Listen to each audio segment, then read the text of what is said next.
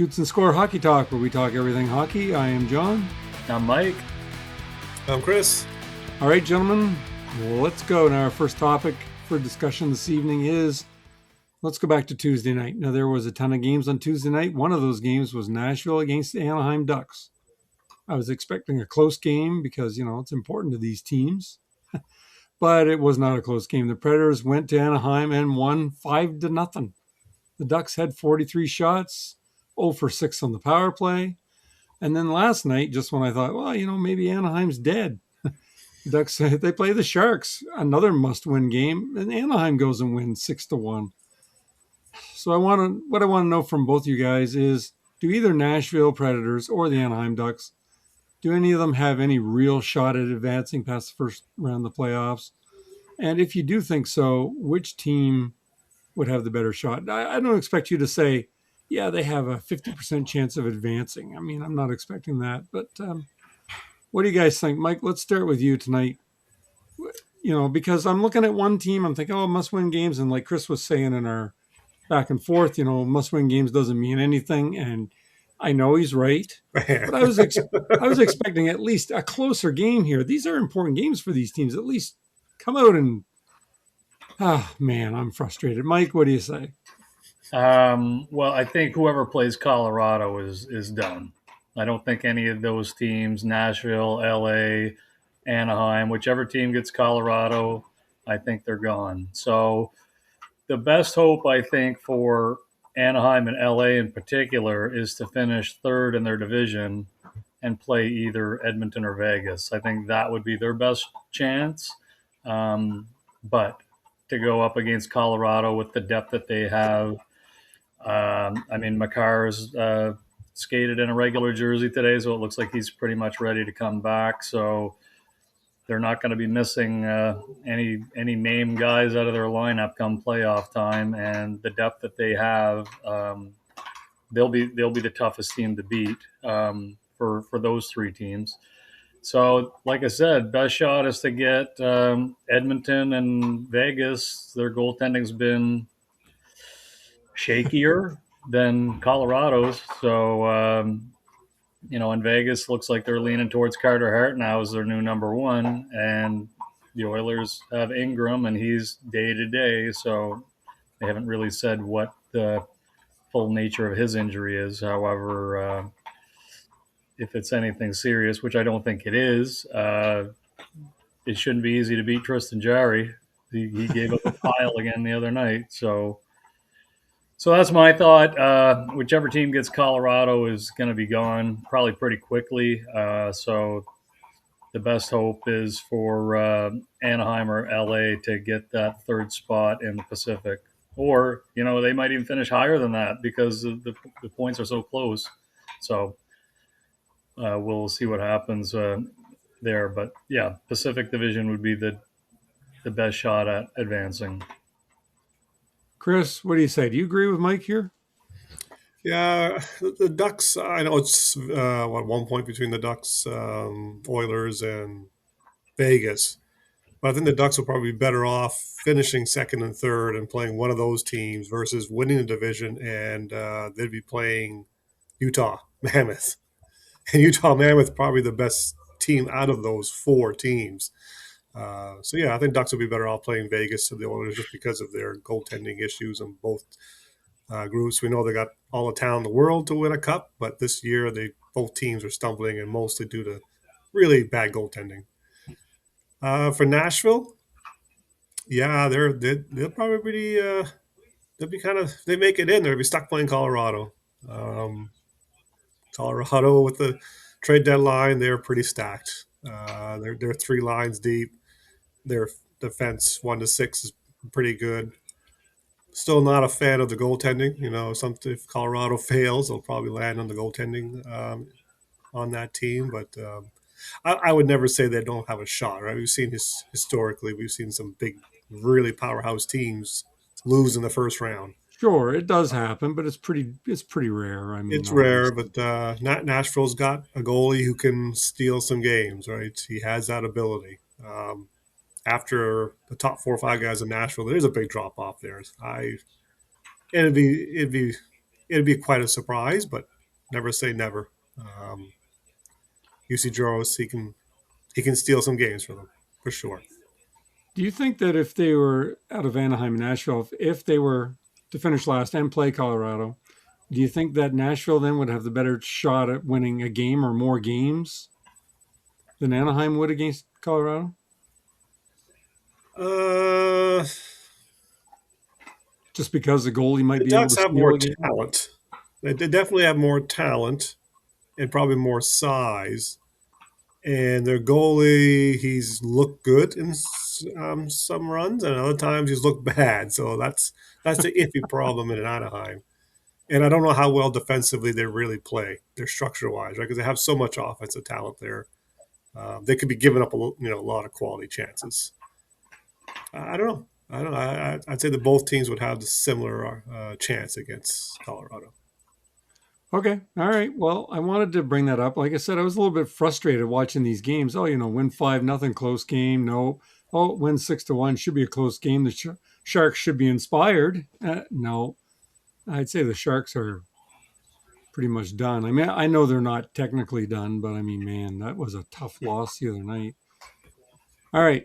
Well, let's go on to our second topic. Now, we're going to get into some recent firings here in April of this year in the NHL. New York Islanders head coach Patrick Waugh, as I'm sure anybody who's listening to us know, he was fired on April the 5th with 4 games remaining, which is kind of nuts and not something we're not used to seeing, really. After a late season slide and poor defensive performance, according to the Islanders anyway, that's what they said in their update. Replacement was Peter DeBoer. He was hired as the Islanders head coach, a multi-year deal. Guys, why? Why did this happen? I guess that's just a simple question. And is there a simple answer, Chris? What the hell's going on? I mean, 4 games left, really? Yeah. So first of all, the Islanders have always been poor defensively, right? This isn't No, apparently this is a something week that or just two. happened. Well, like some political administrations out there, it's all bullshit that comes out of their mouths, so you got to ignore it. This is all propaganda. They've been terrible since day one defensively. Um, Patrick Roy is probably still coaching like he's 2006 Quebec Ramparts Memorial Cup run, right? He is old school trap, and it just doesn't work. It doesn't work. Um, the word on the street is that they didn't want to wait until the end of the season or after the playoffs because they wanted Peter DeBoer. I think going forward, they wanted him. And I think they made this move because just not for this year, but for future years, that's the guy they wanted to grab. And they were fearful that they were going to lose him to someone else before the end of by the time the season ends. But no, the Islanders, I know for a fact their goaltending is number one with goals saved above expected, like 28 or 29 goals that they've saved that they should have gone in, right? Sorokin is carrying this team, which is not a very good team, right? And that's just the way it is. And I'm sure Patrick wasn't really helping them being, better defensively or going forward, right? He's kind of an old school coach, and it is what it is. And I'd be shocked to see Patrick Waugh behind a bench again in the NHL. I'm pretty sure that's gone by. But yeah, I think going forward, they decided they wanted to make a move, and they didn't want to lose Pete DeBoer. I think the Vegas situation is what probably sparked them to say we might need to get him now before someone else fires their coach and hires him. Okay. All right. So that's Mike? a simple answer. And Well, it was pretty simple. Simpler, truth. more simple than what I was expecting. So, Mike, what do you think of that Chris simple answer? Yeah, well, the Islanders for years have never been a dynamic offensive team whatsoever. So I think, Patrick Roy was basically trying to coach that team to, its strength would be its defensive play or its goaltenders. They've never been a high scoring offensive team in a long time. So, and when you look at their lineup for offense, you got Matt Barzal. Aside from that, Bo Horvat, and after those two, it's kind of slim pickings from there. You're relying more on guys that are better suited for the third line to be playing on your top lines. And generally, that's not a recipe for success. I mean, if anybody knows this, it's me because I live it with the Flyers every day.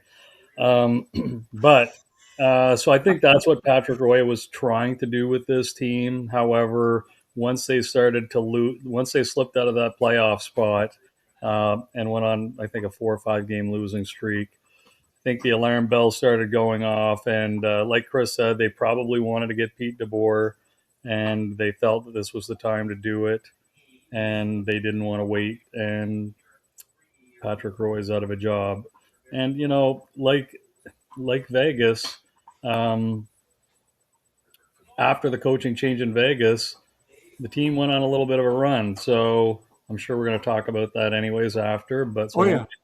I'm not going to get into it right now. But I think the Islanders are hoping the same thing will happen. Because the Flyers are currently in that third spot in the Metropolitan, and it's very catchable. So um, I think it was a move they kind of had to make if they thought they had a chance to get into the playoffs this year. And at the deadline, they made some moves, not a ton, but they made a few moves. So it was all in, I think, for them at this point. Although, in my opinion, all in for the Islanders is still going to be a first round elimination. However, they wanted to get into the playoffs, and this is what they felt was what they needed to do to make that happen. Do you agree with Chris saying that you don't think that Waugh will ever coach again in the NHL? I don't know if he's going to want to. I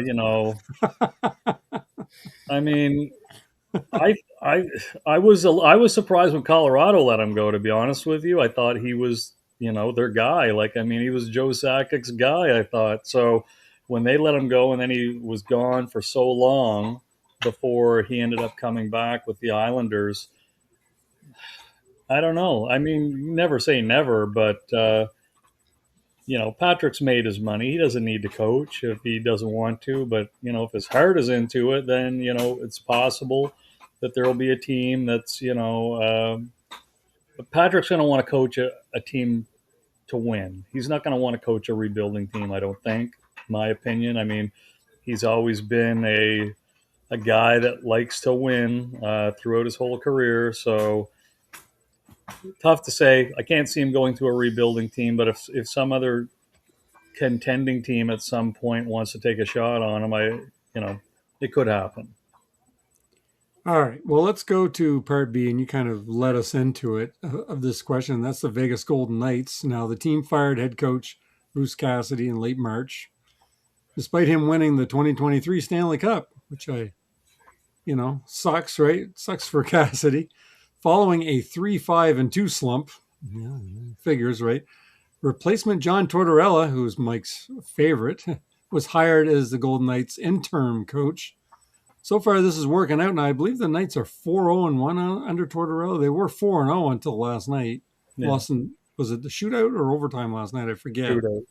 Shootout. Now, why did this happen, Mike? And will Tortorella be the head coach of the Knights next year? What do you think?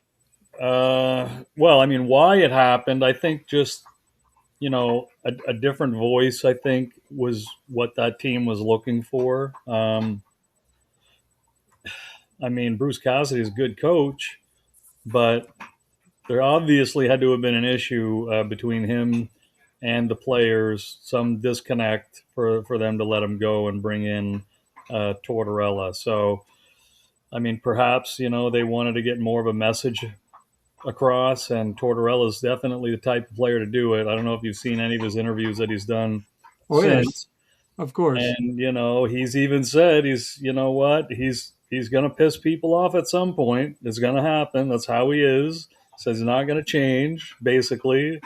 So, and like I said, when they made the move, I thought it was a great move. I love Tortorella. He's probably one of my all-time favorite coaches. So I think it's a good move for Vegas to do that.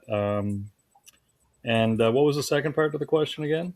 Do you think he'll be the coach next year when they start up? Yeah, well, that's going to come down to I think how they do in the playoffs.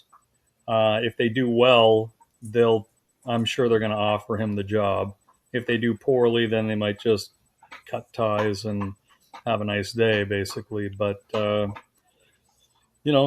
hope he's there next year. Like I like Tortorella, so I love seeing him in the league. He's always entertaining with his interviews. For the most part, I mean, not so much now as what he used to be when he was with the Rangers. However, um, he's he's the type of coach that I like. So, and I know, that style kind of rubs some people the wrong way, but I'm all for it. I'd love to see him back next year.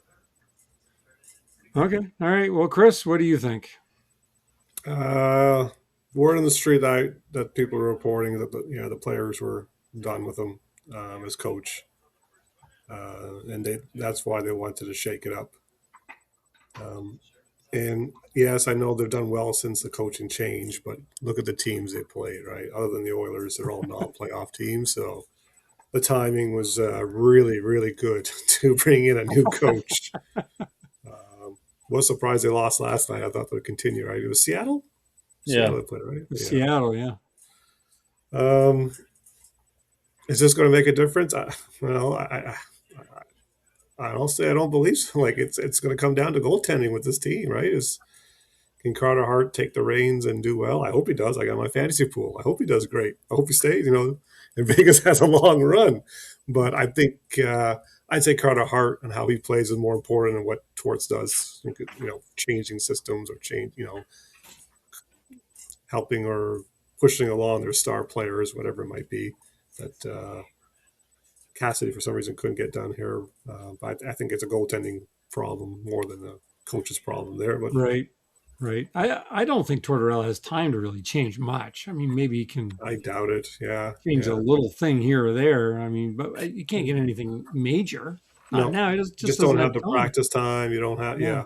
So he might tweak some concepts, but then that's where mistakes start happening when players are taught to do one thing in one situation, and all of a sudden, things to do something else. I saw something the other night where it said, well, actually, I was reading it, and I can't remember now. Where I read so many articles that sometimes I forget where I read stuff, and if I don't write it down, which I didn't, I forget. But it said something about that he wants to keep Stone on the first line and put Marner as the second line center, and that he said that the players liked it. They didn't have a problem with that. I didn't know Tortorella was asking the players if he was allowed to do something or not. I was a little surprised when I read that. I don't know. Did you guys see that or no? I heard something about Marner's. Marner's played a lot of center, I heard, in Vegas.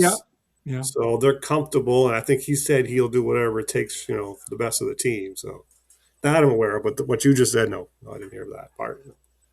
Well, I've watched a few of the Vegas games lately because I'm usually up pretty late and they're one of the last games on. So the way he's got his lines is he's got Barbashev with Stone and Eichel. Right. And he has Brent Howden with Marner and Dorofeyev. And then Hurdle's on the third line with, I don't know, but Hurdle's the third line center right now. But they've got, last night they had Howden centering the second line. Although Marner did take some draws,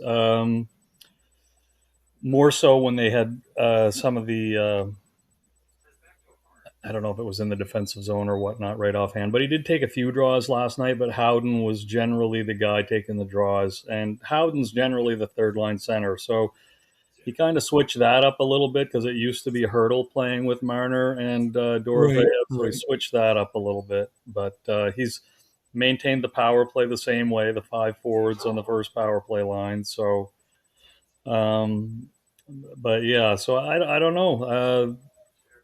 So what's going on with Hurdle? I've heard stuff that Hurdle's not having a very good year this year.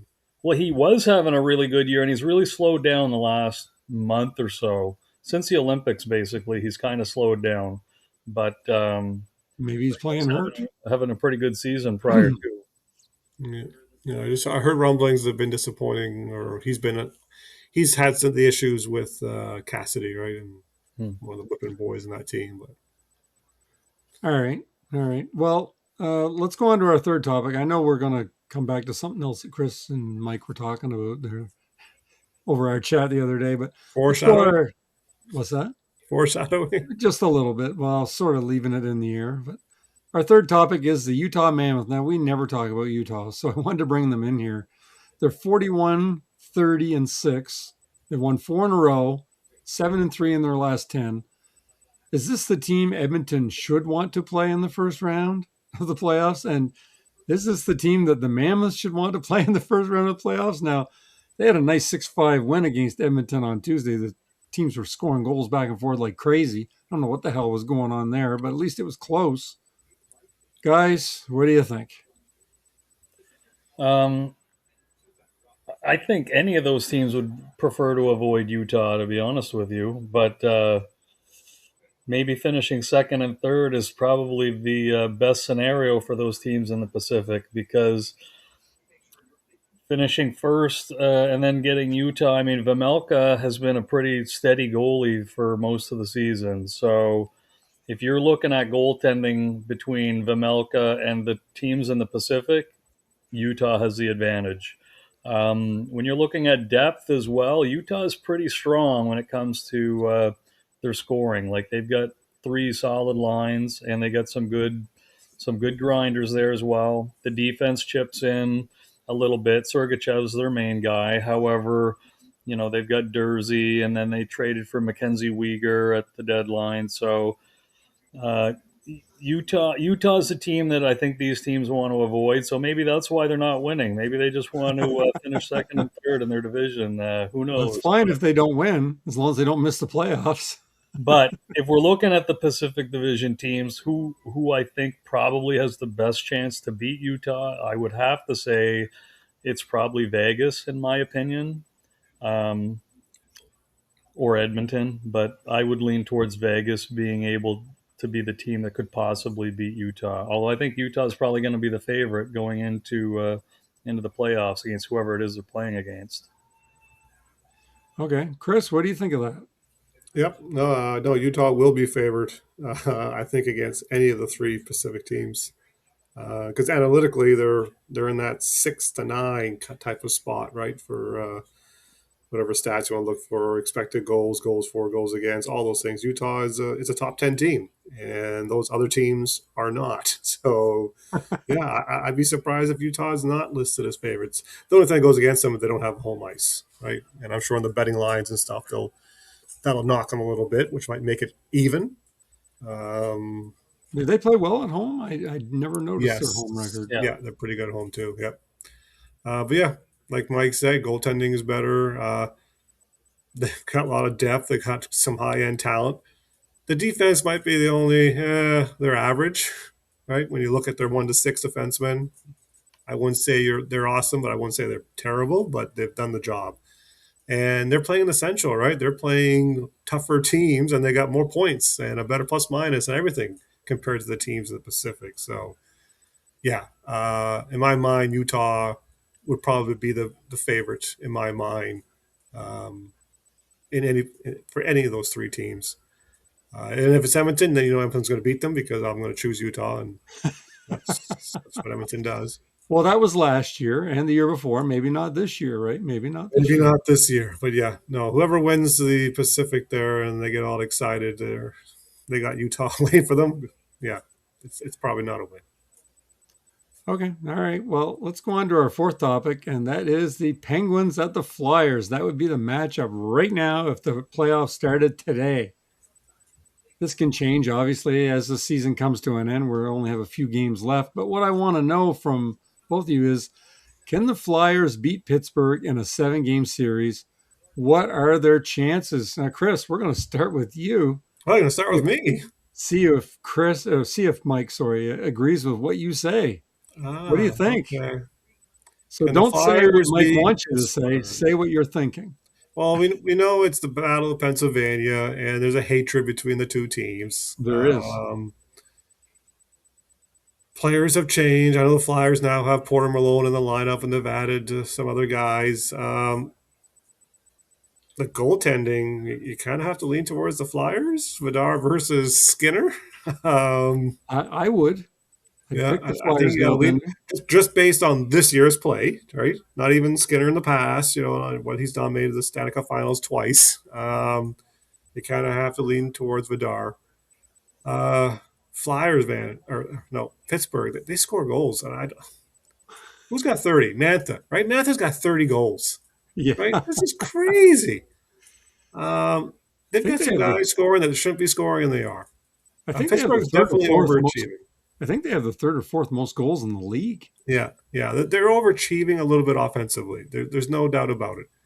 The question is, can they keep that up? Yeah, can they do that in the playoffs, which is a totally different world? Yeah, yeah. I still lean. I think most people lean towards Pittsburgh though, because of the offense but it's probably a coin toss. It's probably it's a coin toss type of situation, right? On who wins that. So I'm not going to I'm not going to decide who's going to win today. Maybe next week when the playoffs ain't really set up. Right. Well, But right now, I would it say may not even be the matchup come next week. We don't know. I it mean, could be the Islanders. Could be the Columbus Blue Jackets. We know Pittsburgh's in. But yeah, no, I'd say it's a coin flip right now in my mind on that series. It would be very tight. Mike, what do you think? A coin flip? I mean, that's probably you never thought you'd hear that from Chris. Not 2-3 months ago. Nope. Yeah, no, for sure. I'm, my Yes, heart really wants I to love to say, get you wound up about this, so that's well, why I asked. my heart really wants to say the Flyers can win this series, but my head says that they probably cannot.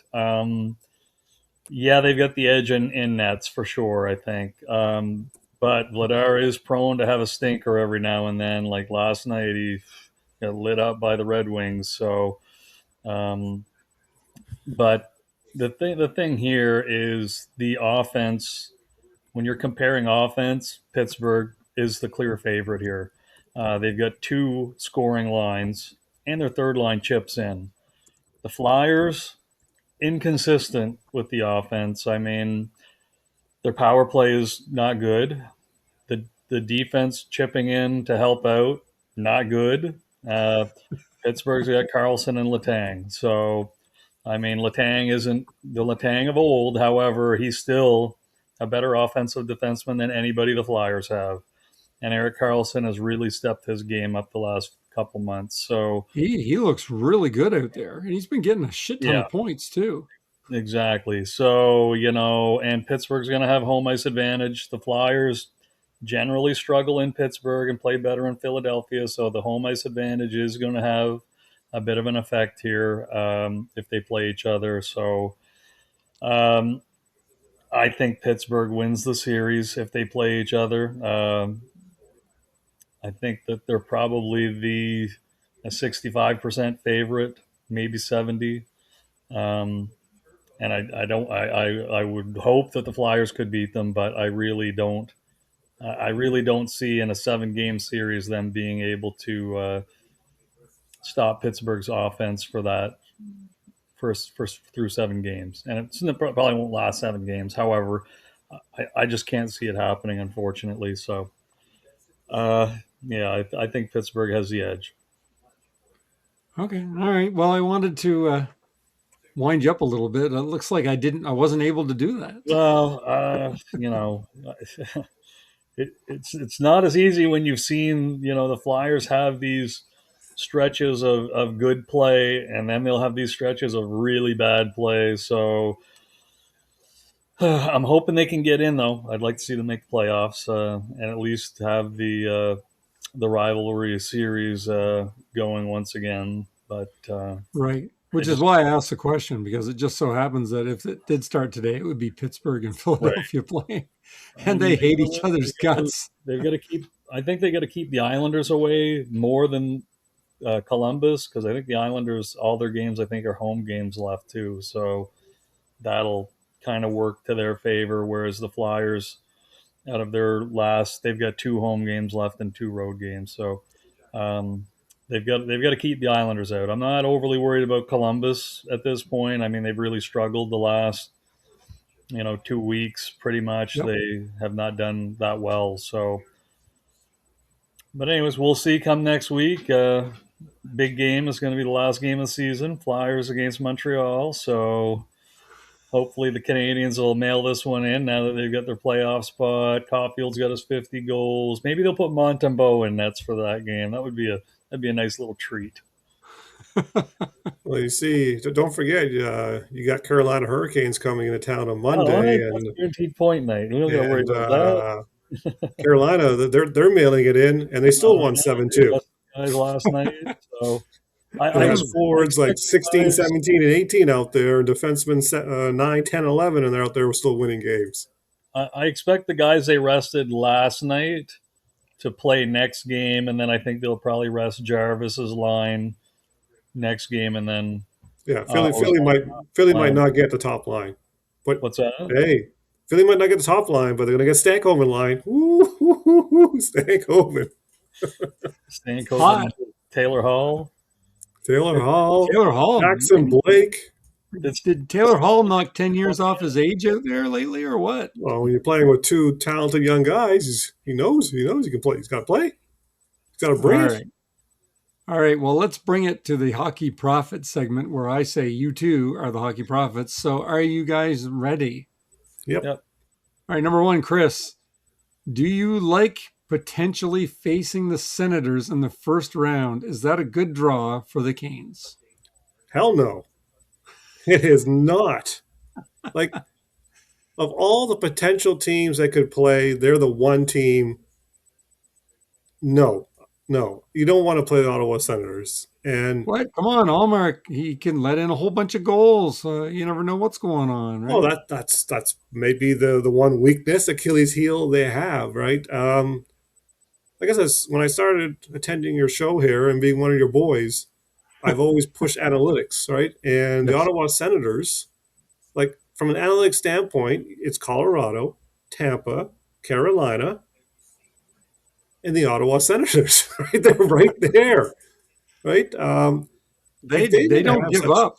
They don't if they give didn't up. have all the terrible goaltending, I wouldn't be surprised if they're winning the Atlantic right now, right? Think of that West Coast trip when they went out there and they were losing like 9-0 because their goaltending was terrible, and they were Right. starting their fourth and fifth goalies, right?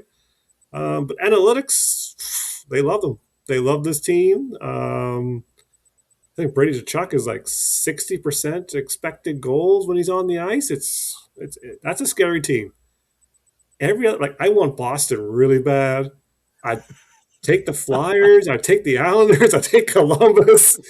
There's a lot of teams I would take in a heartbeat. Ottawa that's a tough test to kick off, and I really, really hope Boston continues to lose and Carolina. It's going to be Boston or Ottawa, right? That's what it's going to be for Carolina. I think if Carolina wins one more game, they should have it wrapped up to get the worst wild card team. No. In summary, no. Ottawa, that's a terrible matchup, and if they get through that, Carolina should feel pretty good. Should feel pretty good if they can get through that matchup. But I'm hoping it's Boston. I am hoping it's Boston for sure. Okay. The team that wins and you don't know how and we're going to talk about that here later on. Mike, number two, once the regular season is over, Mike, who is going to be the first coach or GM to get fired in the NHL? Who's going to be toasted? Sheldon Keefe is going to be gone. You think he'll be the first one? I think he's probably and the GM. The GM just got canned. So is he canned? Tom Fitzgerald, he's gone. So they said the successor will determine whether Sheldon Keefe stays or goes. So it's between him and Berube, to be honest. And I think they're both going to be gone, but who's going to be gone the quickest? Sheldon Keefe he's terrible. Like Toronto, he did nothing. And they had a good team 2 years ago. I know. And nothing. And I say nothing. I mean, they did take Florida to 7 games. However, couldn't get the job done with that team. And New Jersey's, talent is very similar to what Toronto had a couple years ago. And he can't get that team going anywheres. I mean, goaltending, terrible. Same as it was in Toronto. The goaltending wasn't very good. Um, but it's going to be Sheldon Keefe or Craig Berube. Maybe both on the same day. Who knows? But they'll both be gone. And you know what? I don't think Berube should go. I think the players quit on him. I don't blame it on the. I know the coach is the one that ends up getting axed. Yeah. I don't have a problem with Berube. I have a problem with the players. If you could get rid of them, I wish you could. Keep Berube. Should have come out. Should have come out 3 months ago and said, no matter how much you guys suck, we're not getting rid of Berube, so you might as well just start playing. That's what I would have said. I think there's a Toronto beat writer or TSI. I don't know what he is. Luke Fox. Yeah, we've talked about him here before, I believe. Oh, okay, yeah. He. Someone asked him the question about, is it possible Berube returns? And he didn't shoot it down. And then the guy on Kyprios and whatever the guy's name is, Kipper and Bourne there. Yeah. Bourne eyes just went like, what? Like he gave the old WTF look, right? When he was like, Berube could come. He's like, what? Yeah, but all those guys do is talk about Toronto, for God's sakes. Well, Yes. But just a thought of him coming back. It's up to the new GM, whoever that might be. But I don't think Berube is there for. Well, they don't want to say. Nobody wants to call it rebuild anymore. Refresh or retool or whatever. I don't think Berube is going to be there for that. No, that would be shocking. Okay, number 3, Chris. The Bruins keep on winning, even though you said, quote, I'm not sure how, unquote. Yeah. Now the Bruins seem to be having a bit of a tough time, as you were just saying. They've lost 4 in a row. Or did they win the other? I think I might be. They lost again, did they? I'm pretty sure they lost maybe again. It's 5 in a row. Anyway, do the Buffalo Sabres want to face the Bruins? I'm guessing you're going to say yes. 100%. 100% they want to face the Boston Bruins are.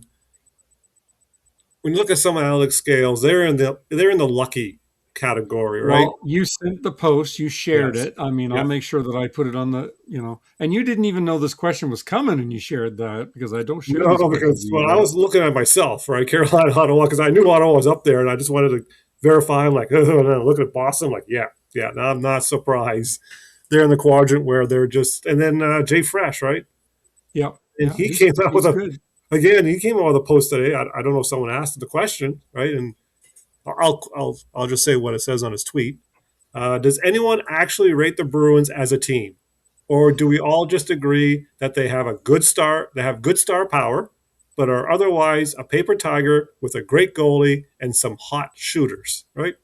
And his take is, and again, analytics point, they seem to be very lucky. They get dominated. They don't have a lot of puck possession, but when they get some opportunities, their guys are shooting at a very high percentage. And we talked about it before, right? Geeky. When Carolina played Boston, Geeky just stand in front of the net, get the puck, score. Right? That's all Pasternak, right? He is a star player up top. McAvoy's playing at a all-star level on the back end. Swayman was terrible. He's having his best year ever. Yeah. Swayman was terrible against Carolina, but I know his numbers this year have been very, very good. So, yeah, like Jay Fresh says, it's one of those, you can't look at the point standings and think, oh, this team is just as good as this team because they're 2 points behind or whatever. No. The analytics shows there's a bigger gap there. And usually the playoffs is where those gaps get exposed when it's all said and done. Okay. All right. Now, Mike, finally, number 4, and I'm going to tell you, Chris, Mike is going to just love me for this question. Just wait. You're going to get livid? Is it tough love, though? Is it tough love? Yes. Okay. Yes, it is. It's a Mike tough love question. Mike, you have complained for most of the season, some of the season, saying the Flyers have made some bad decisions and are a team of third liners. They're just all third liners, everybody on the team. Mike, if they do make the playoffs and they're in the spot now, I know it can change. When you yourself said they had no shot, will you take all that back? Well, here's the thing. Here's the difference from then and now. Now they signed Porter Martone and brought him in, and he's looked great. It looks like he's brought some energy to this team.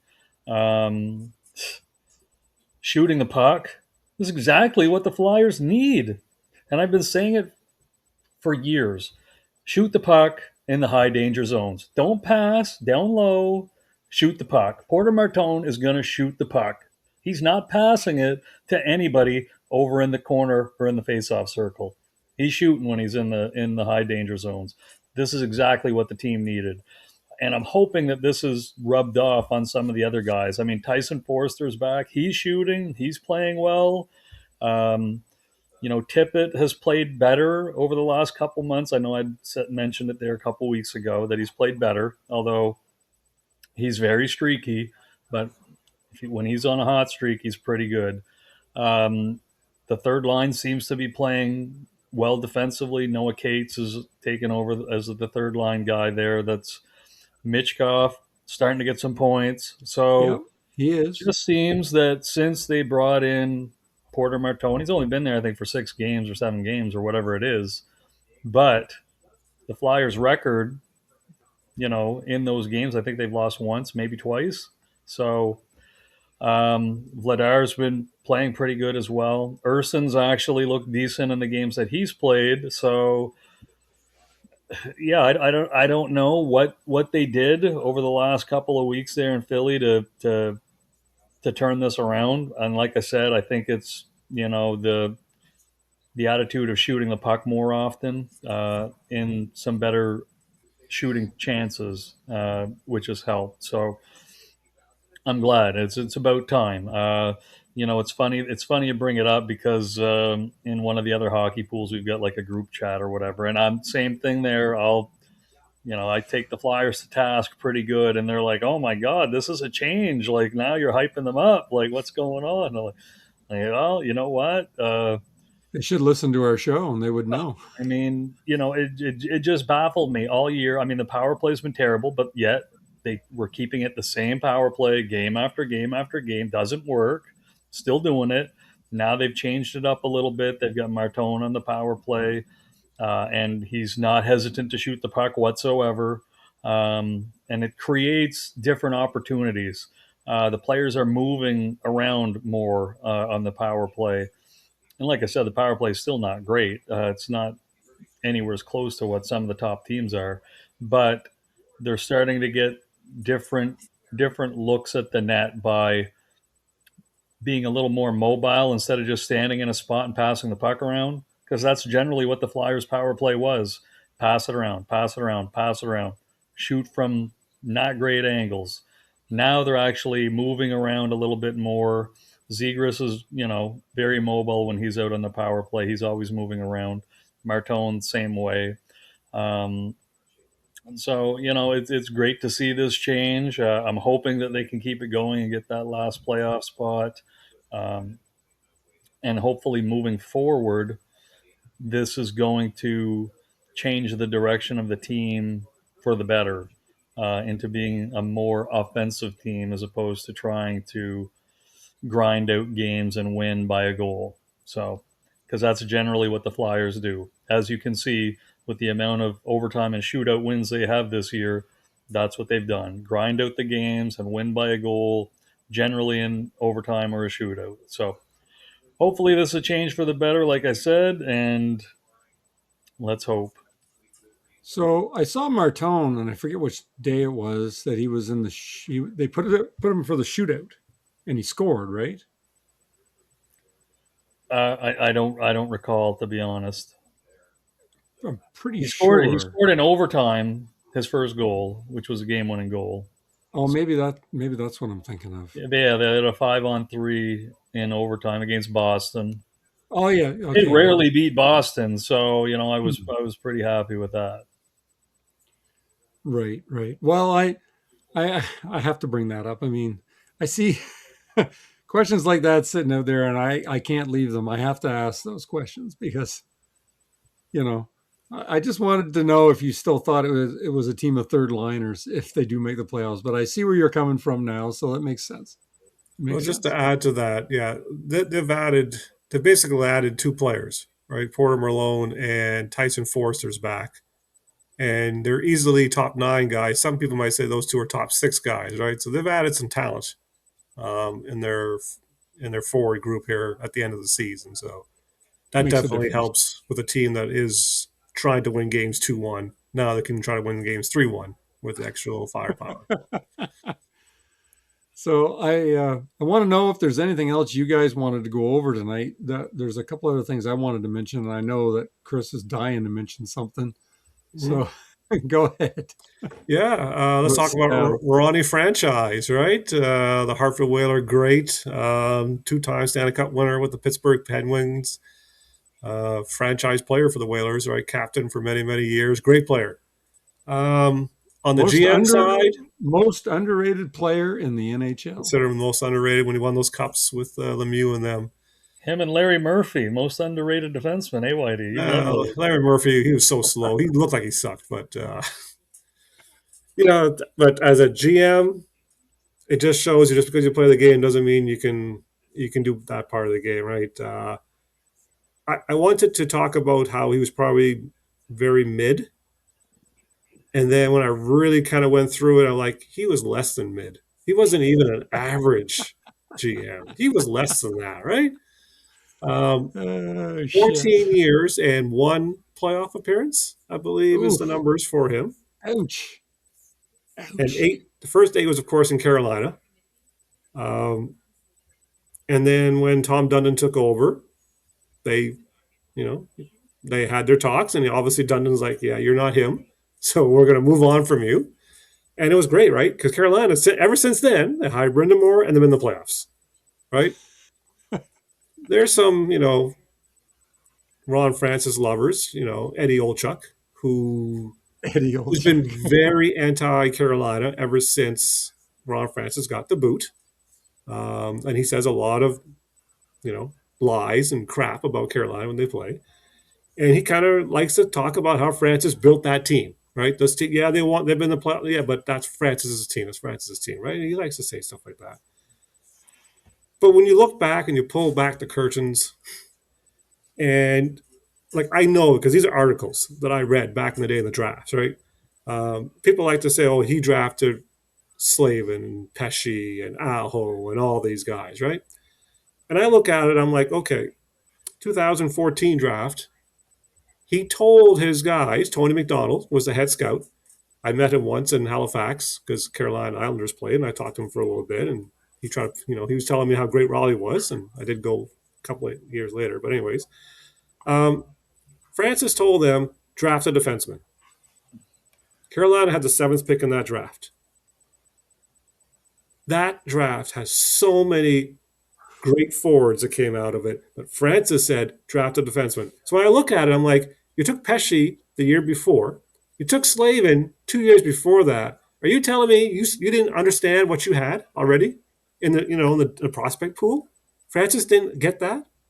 So, anyways, you always take the best player best player available. Francis said, take a defenseman. We took Hayden Fleury. Disaster. Disaster.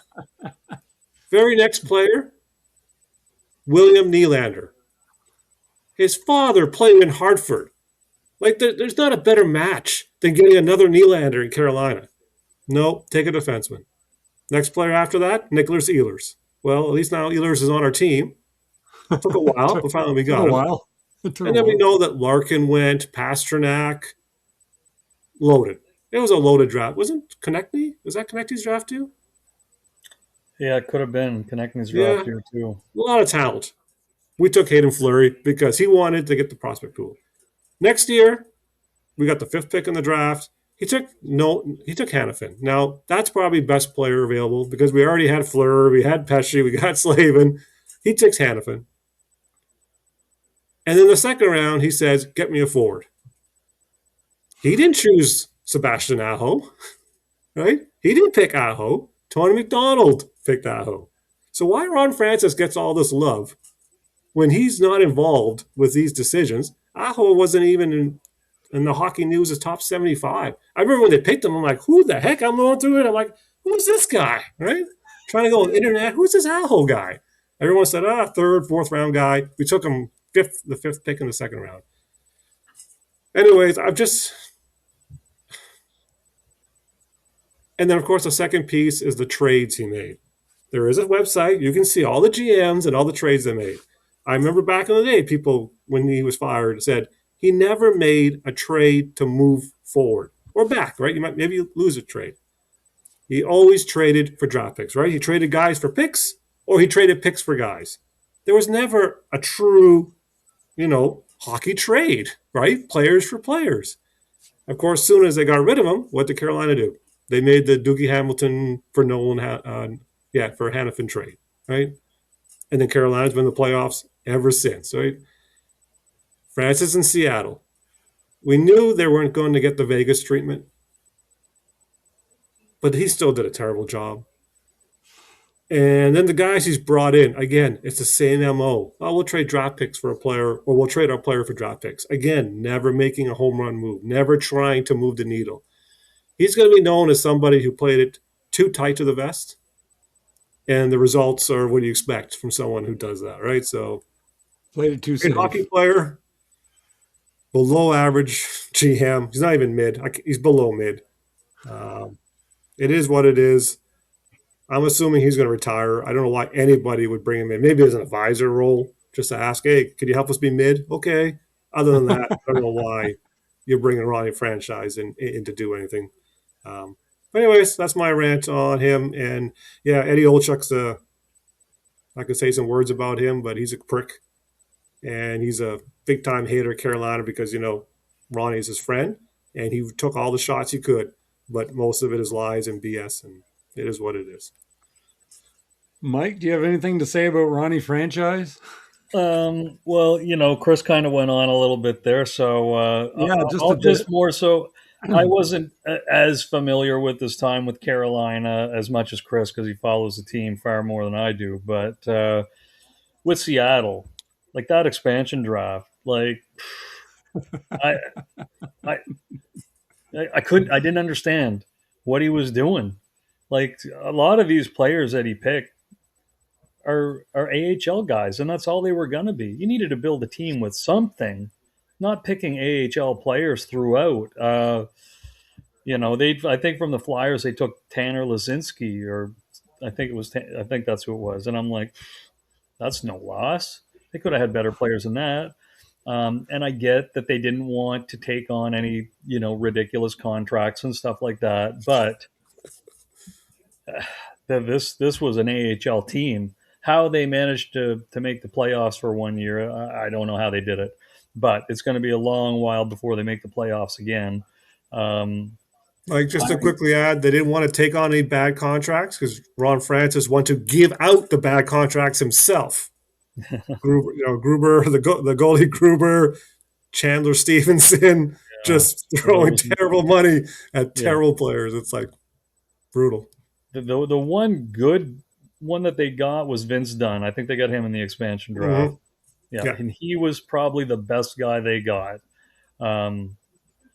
But I wasn't impressed with what he did in the expansion draft. I thought he could have done better. I mean, mind you, I'm not an NHL GM, but they could have picked a better team than what they did. I mean, when they had that big gala that they had down on the waterfront there, and they were announcing all the players, and they had all these celebrities announcing players. They couldn't even pronounce some of these guys' names. So to me, that was a bit of a disaster. And I mean, the fans are like, who? Like when they were announcing some of the names, but anyways, and then, hiring Dave Hackstall as a coach, like, my God, was terrible. He was atrocious in Philadelphia. Yeah. And then they brought him there. I'm like, oh, well, have fun with that.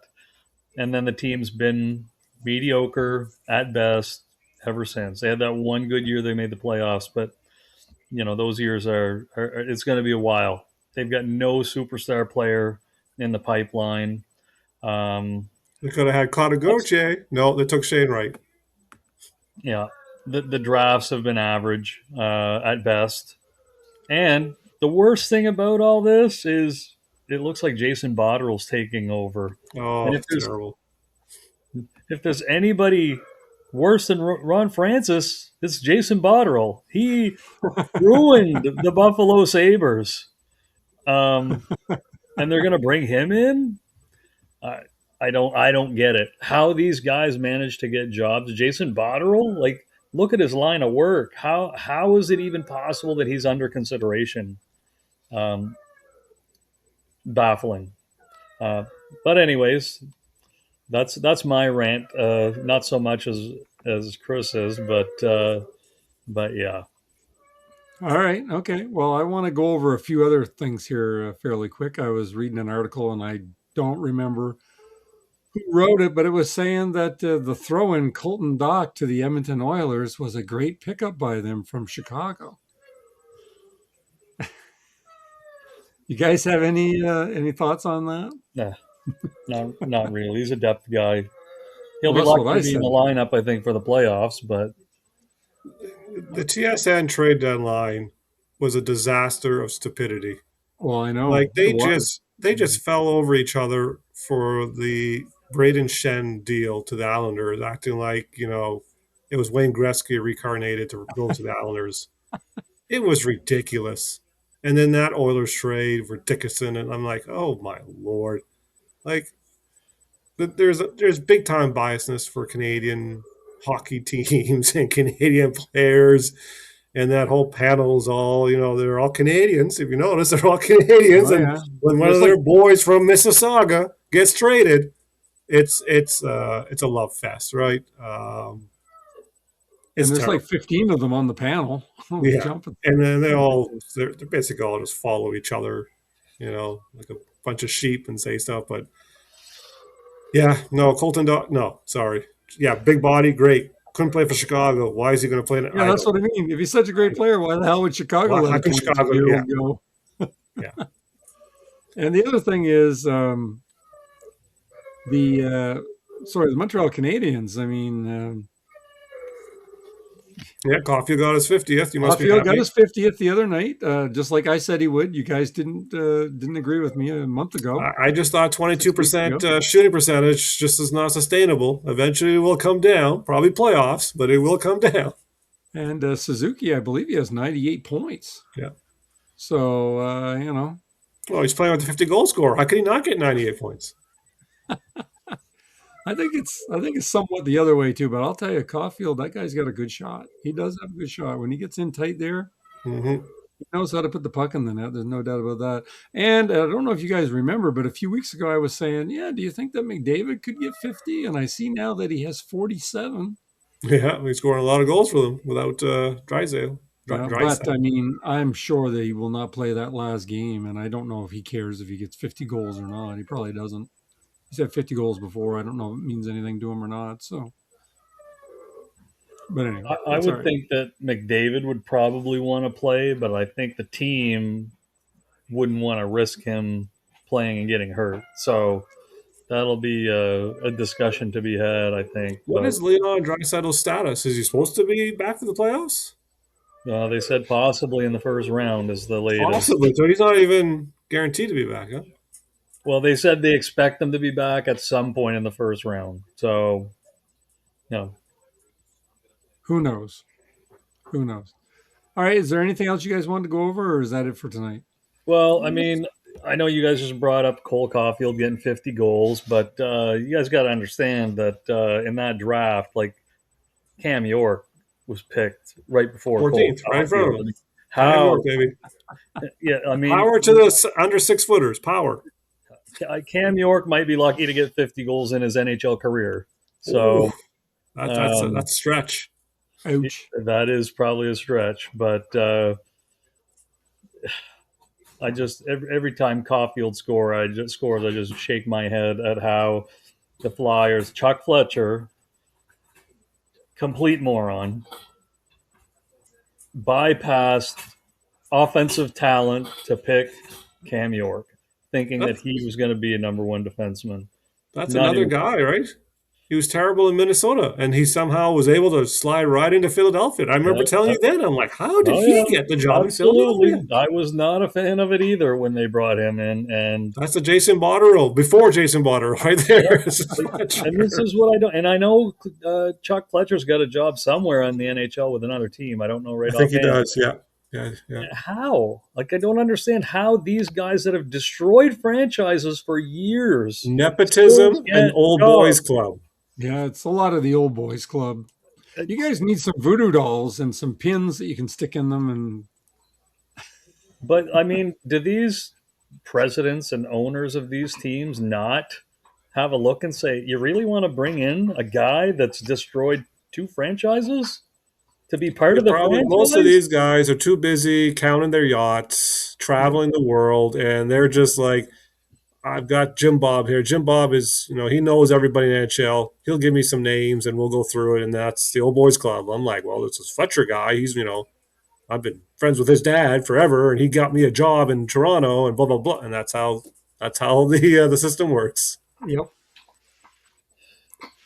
Baffling to me. Well, I think we'll leave it there for tonight, gentlemen. Like, share, and subscribe, and we will see you next week. Now, what is it? The playoffs start on Saturday, so I'm sure next week will be an all playoff edition. So have to do some predictions. All right, yeah, we'll talk to you next week. Flip those coins. Yeah, flip the coins. I've got the coin ready.